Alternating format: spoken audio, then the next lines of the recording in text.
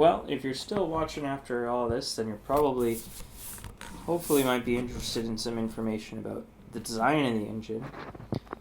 This is the latest iteration in a long series of pneumatic engines I've been working on. I'm trying to scale up gradually. My first engine was a 3-cylinder based on someone else's design. The second engine I posted on YouTube was a 4-cylinder, my own design. That ran, I'll admit, very poorly. It was a single cam design, and it used push rods as a linkage to actuate the valves, and used a timing chain to connect the cam and crankshaft. Since then, I've really been wanting to do, of course, my ultimate goal this whole time has been a double overhead cam inline 6 with variable valve timing and possibly even cylinder deactivation. That's the goal I'm working up toward. But this is my latest advancement, and it took a couple of tries to get this right. It's a dual cam. Now, they're not dual overhead cams. They're not in tandem. They're kind of stacked. That was a design compromise necessary to get this thing to run smoothly. It's using all stock unmodified components. None of the switches have been modified. None of the pistons or switches have been drilled out. The actuation force is still pretty stiff on the switches. I do have new switches and old switches. I'm using the old switches because, of course, they're a little bit easier once they've been used a whole bunch, and once they get to be, these things might be from, they might be as old as the late 80s or early 90s. So they do get a bit easier with time to actuate, but they have been unmodified. They still use the stock opening, and they haven't been opened at all.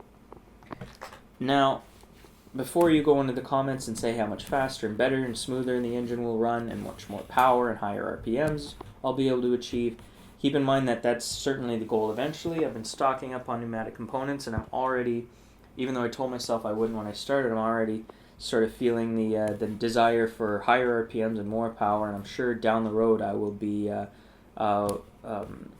pretty eager to start modifying things. But for now, I'm trying to see what the absolute, maximum, what's the best engine you can build, what's the smoothest running engine and the most powerful engine you can build, all using stock inputs. Because part of the thing about engine design is that you don't have unlimited space, and you don't have we can't use whatever material you'd like to use, and you're working with a whole bunch of restrictions, whether you're designing an automotive engine or an engine for stationary or marine use or whatever. You can't just use any material you want. There's cost considerations, there's size and packaging considerations. So part of the challenge of designing an engine is designing what works best with the parts that you have. So it's tough to resist the temptation to modify parts and to drill out my cylinders and do all that stuff, but that's just part of the challenge. So as far as an inline 6, this is a design that I hope I can scale up to an inline 6 down the road.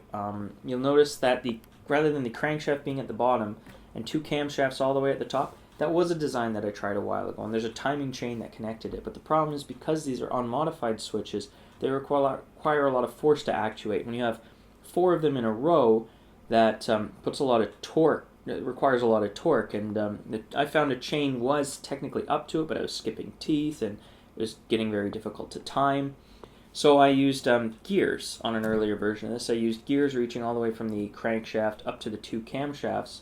But with every more other gear you add a lot more slop, and that wasn't working out for me either. So in the end, I decided to basically flip the engine upside down. The crankshaft is in the middle. The valve train just happens to be at the bottom because it's the widest part of the entire engine.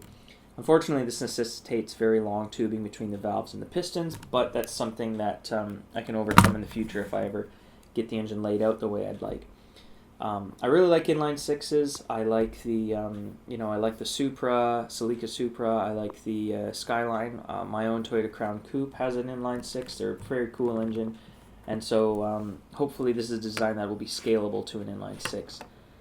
You'll notice that I've got timing gears connecting the cam and crankshaft, both at this end and at this end, and connecting the 2 camshafts again in 2 places. What I found was that when I only had them at one side, again, that force required to actuate the valves, the forward cylinder, the number 1 cylinder, would actuate on time, but there would be so much torsion and it would twist so much that the number 4 cylinder, the timing would be slightly retarded.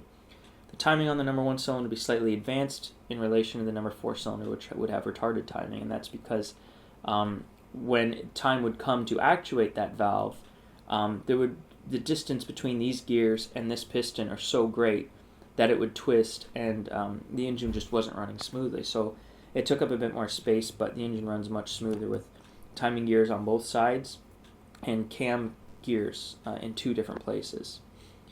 Now,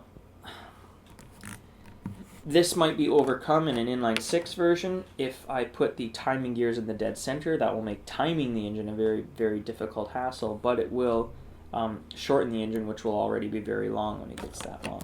Now, as for the actual operation, it took a lot of trial and error to get this right, to get the timing right, but you can basically see here, that way and that way, as you turn it, it just flips the valve back and forth.